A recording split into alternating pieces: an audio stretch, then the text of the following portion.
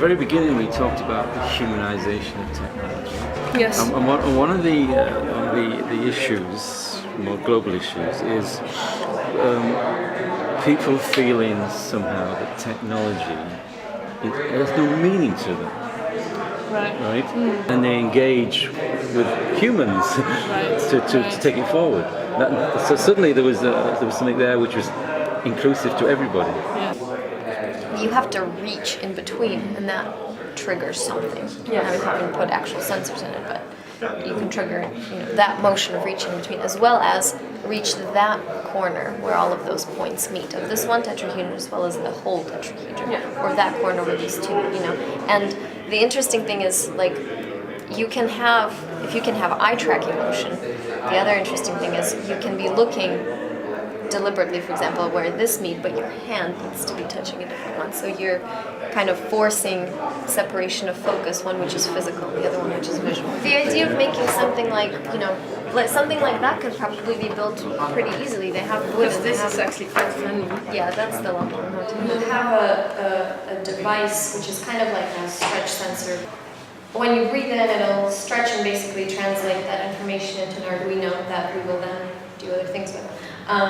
And those other things will involve a projection of something like a ball that will use the depth of the breath and the frequency of the breath and map it.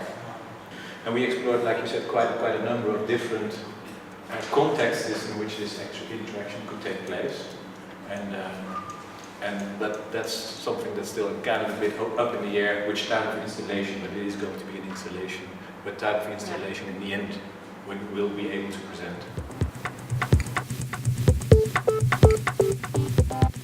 Two. Yeah. Two, okay. I think it would be two. 3, but 2 for today would be great. But maybe we should first test this one, that it's kind of working. And we will see and then for we the see for second another one. one. Okay. Julian, can I ask you one more thing? Do you have a little fan or something? A fan. Yeah. So. Sure. Yeah. Okay. And a fan. Yeah. There is a old sensor inside of the fan. Yeah. So it's actually capturing when it's turning. Yes. You have to hack it. You have to solder directly on the platine and Maybe looking at maybe a computer fan or something. Yeah. We have what's called a potentiometer, and it's going to measure how far it's going to be stretched. Like it's going to be stretched further. It's going to like move out like this, and so the further it's going to be down here, the less resistance it will give. So yeah. So where is my wire? We are trying to now translate the signal from the Arduino via Isadora and Max MSP into a sonic and a visual response. So right now, if I put this around me,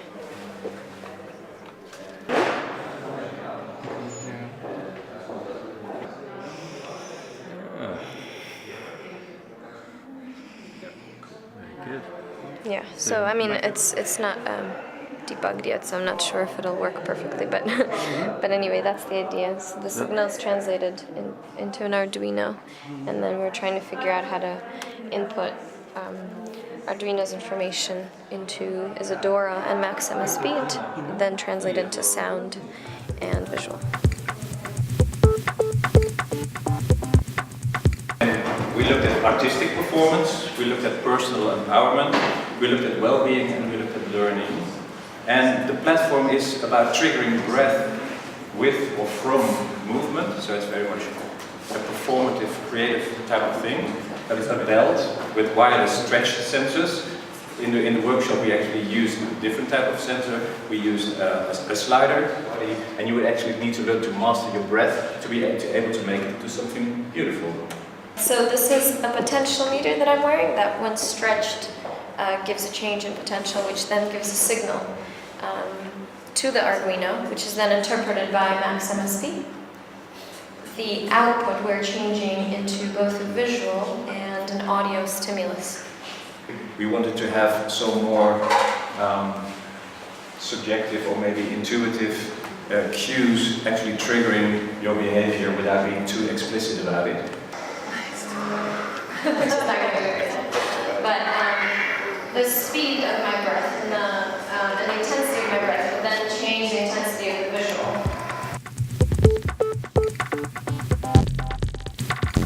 We kind of in the end, by the end of yesterday, actually came up with some combination of two. We actually came up with something that's sort of a platform or prototype that, depending on who's installing it and where and how, it can be more educational and more almost with a health perspective on trying to get somebody to really learn about their body, or it could very well be in more of an artistic gallery-like space. So that's what we built in the 2 days with great help from people at Imal.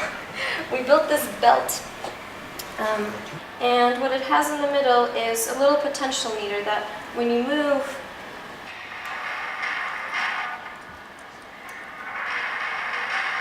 that's pretty much a random audio file that I put into it just to demonstrate the purpose. So actually, on the ICT side of things, that was kind of a hefty amount for me to figure out in a day and a half. But I understand that isn't particularly complicated, and it was amazing how many tools there are, even for people who are not professional programmers, to be able to do that fairly quickly. So we only built one, and it hooks up very easily with just Velcro. I think I got it. And then if I take a deep breath, you see that move, you see the little trigger move. But the idea is actually to have three, to have one sort of on the upper chest, middle, and on the diaphragm. And so a person breathing via visualization methods in this installation, as well as sonic responses to the various movements of the belt, can really both see and hear what's actually going on. What we have there is an idea of just visualizing some kind of a ball that would show up with the intensity of breathing. So the more intensely you breathe into the little fan, the more intensely, or the more quickly it'll show up. And it'll also change color. So whether the signal is really coming from the chest, it'll have one color, or if it's really coming from the diaphragm, it'll have a different color. A person can really be painting in space, be painting all sorts of visuals with sound as well as with the projection.